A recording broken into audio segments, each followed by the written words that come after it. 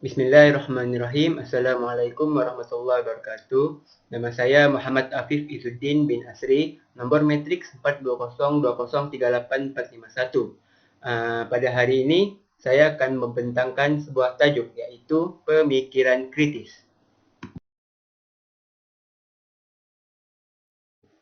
Baiklah, apakah itu pemikiran kritis? Kita tengok kepada konsep pemikiran kritis.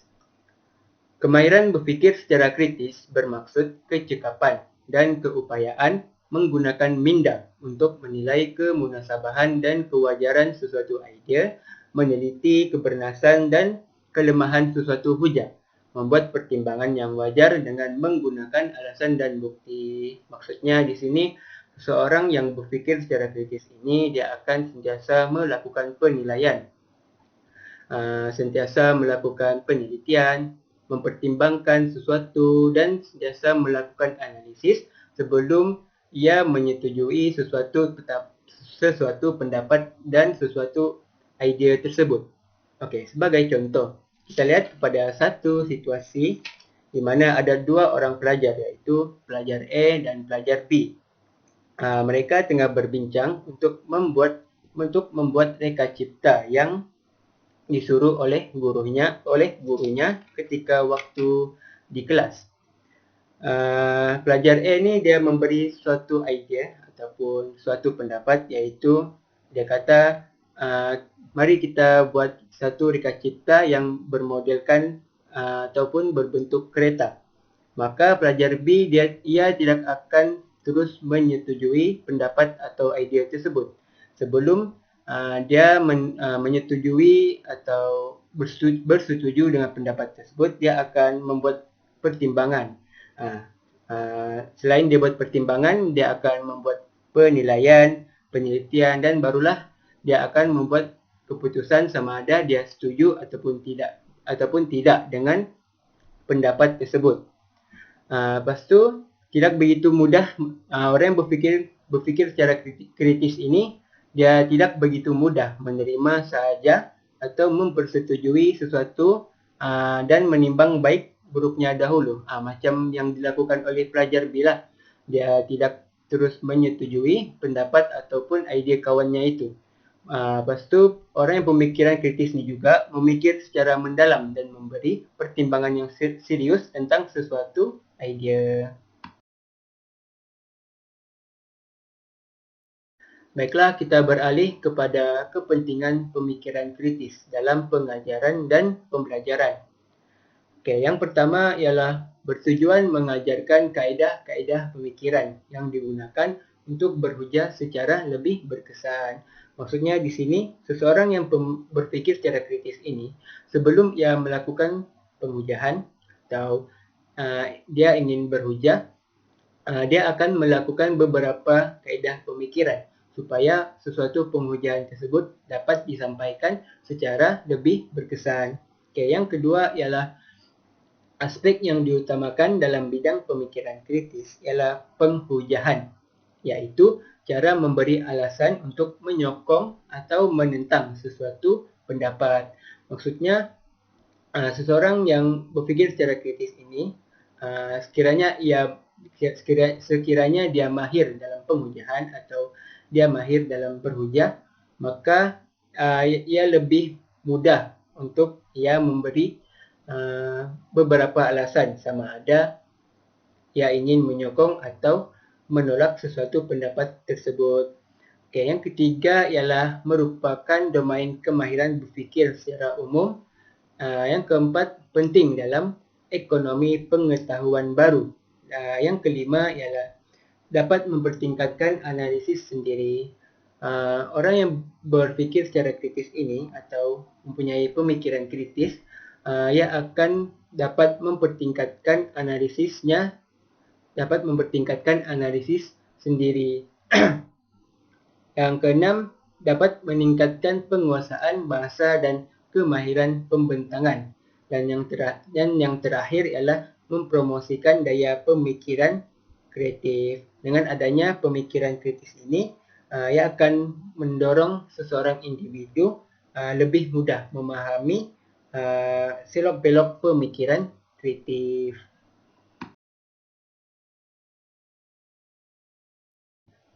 Ciri-ciri pemikiran kritis. Ciri-ciri pemikiran kritis ni ada 4, yaitu yang pertama reaktif, yang kedua ialah penilaian, yang ketiga adalah analisis, dan yang keempat ialah logik.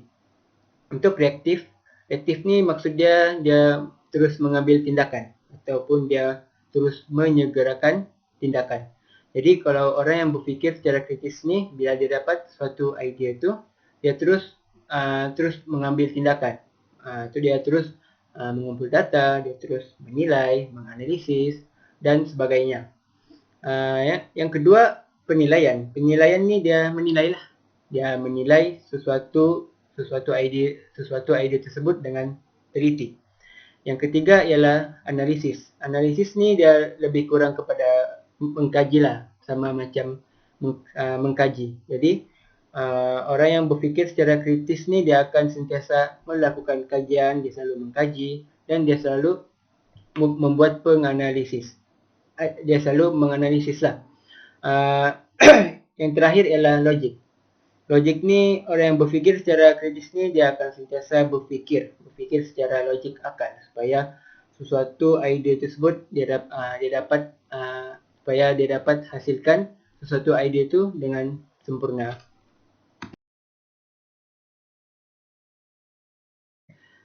Contoh-contoh kemahiran berfikir secara kritis. Okey, kita lihat yang pertama iaitu mencirikan. Mencirikan ni maksud dia seseorang itu perlu mengenal pasti ciri, sifat, kualiti atau sebagainya.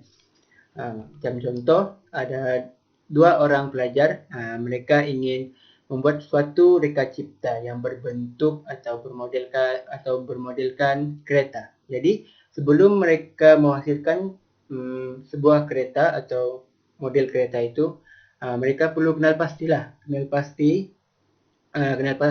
perlu kenal pasti satu-satu. Perlu kenal pasti ciri dia, apakah ciri-ciri kereta, lepas tu mesti kenal pasti apakah sifat yang ada pada kereta, lepas tu apakah kualiti yang ada pada kereta. Jadi begitulah. Yang kedua ialah membandingkan dan membezakan. Seseorang itu perlu mencari persamaan dan perbezaan berdasarkan kriteria seperti ciri, sifat, kualiti dan sebagainya. Okey, kita ambil satu contoh iaitu ada kereta Myvi dan kereta Hilux 4x4. Okey. Untuk melakukan perbezaan, kita kena tahu setiap ciri dua kereta ni. Okey, kita tengok pada Myvi. Kalau Myvi ni ciri dia atau sifat dia macam dia kecil atau dia ada pendek sikit, gitulah. Kalau kereta Hilux 4x4, apa ciri dia, apa sifat dia? Kalau kereta Hilux 4x4 dia ada besar, terus dia ada ruang di belakang, macam bonnet tu, lepas tu tayar dia besar. Lepas tu kalau kualiti pun kita kasi beza lah. Kalau kualiti Hilux lagi bagus, kualiti engine Myvi ni macam agak kurang, gitulah kita melakukan satu perbezaan. Seterusnya ialah mengumpulkan dan mengelaskan. Mengasingkan dan mengumpulkan objek atau fenomena kepada kumpulan masing-masing berdasarkan kriteria tertentu seperti ciri dan sifat.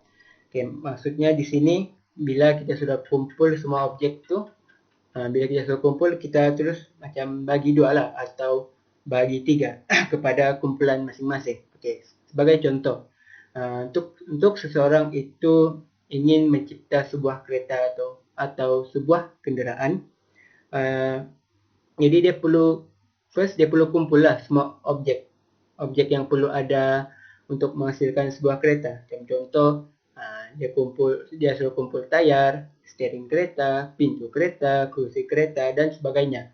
Lepas tu, bila dia suruh kumpul, dia kelas kepada 2, iaitu bahagian bawah dan bahagian atas. Jadi kalau bahagian bawah kereta tu, dia perlu letak apa?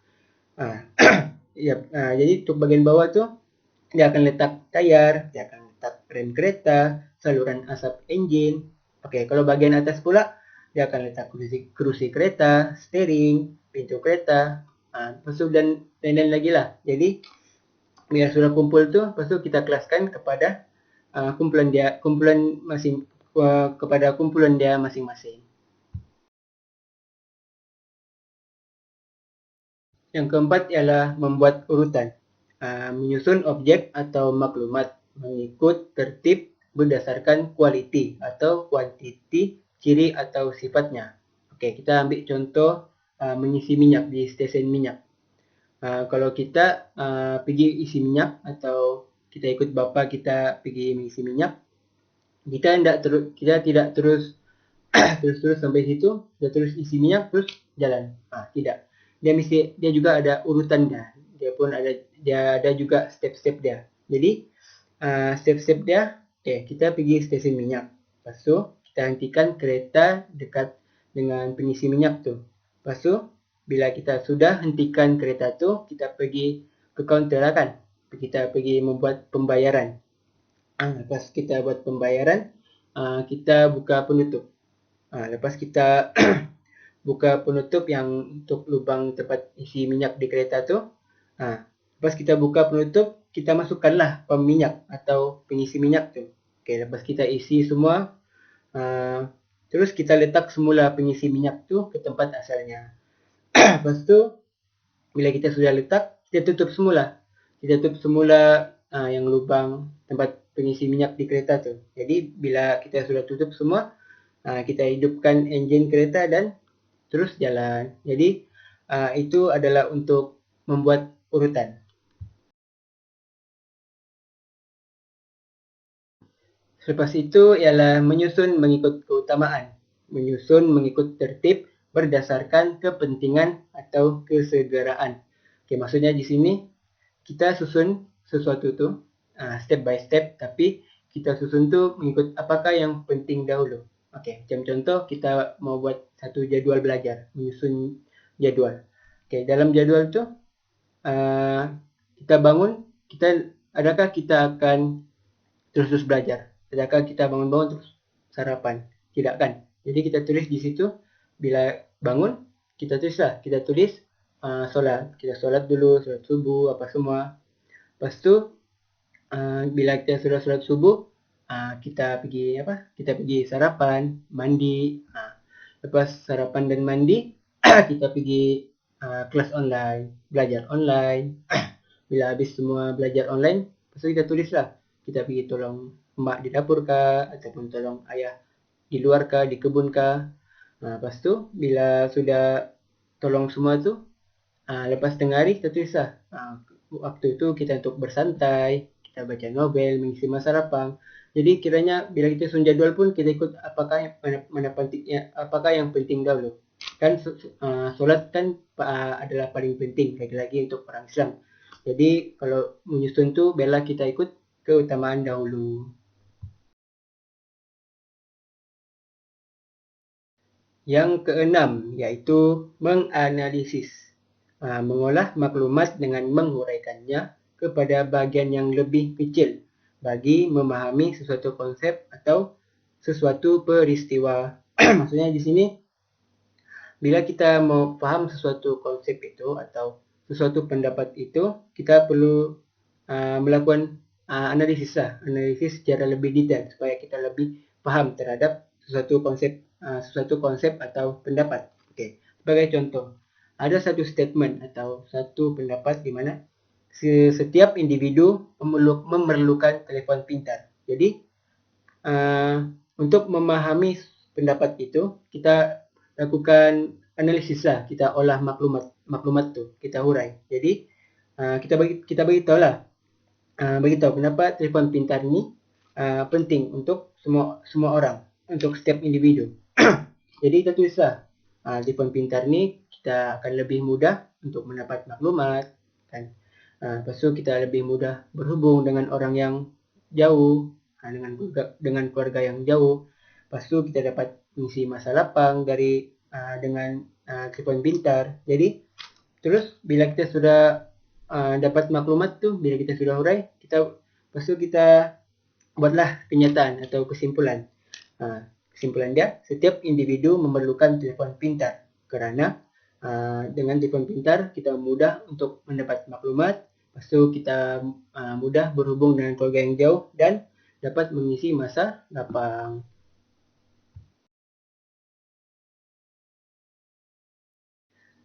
Yang ketujuh pula ialah mengesan kecondongan. Mengesan pandangan atau pendapat yang berpihak kepada sesuatu atau menentang.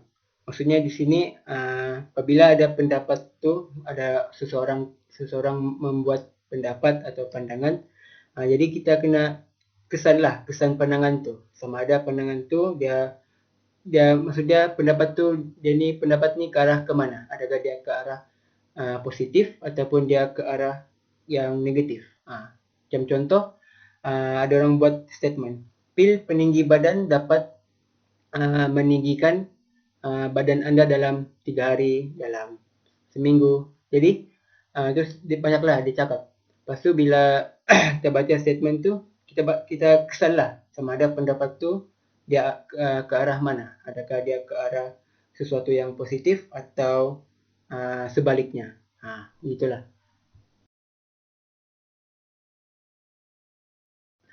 Yang ke-8 adalah menilai. Membuat pertimbangan tentang sesuatu perkara. Maksudnya menilai sesuatu itu dengan teliti. Macam contoh macam situasi yang tadi tu. Situasi di mana ada dua pelajar tu dia berbincang tentang reka cipta. Jadi yang pelajar B tadi tu bila dia dengar satu idea tu, terus dia membuat penilaian lah. Membuat penilaian sama ada sesuatu idea itu bernas ataupun tidak. Yang terakhir ialah membuat kesimpulan. Membuat kesimpulan ni membuat kesimpulan lah. Membuat pernyataan tentang hasil sesuatu kajian yang berdasarkan kepada sesuatu hipotesis atau mengukuhkan sesuatu perkara berdasarkan penyiasatan. Sebagai contoh, dalam mau membuat reka cipta bermodel kereta, berbentuk kereta. Jadi, mereka perlu perlu kumpul maklumat, kena tahu ciri kereta itu macam mana, bezakan, lepas tu menyusun semua, melakukan analisis. Jadi bila mereka sudah buat semua tu, jadi yang mereka dapat simpulkan ialah sesuatu reka cipta berbentuk kereta atau bermodelkan kereta dapat dihasilkan. Itulah. Baiklah, itu sahaja daripada saya. Sekian, terima kasih. Assalamualaikum warahmatullahi wabarakatuh.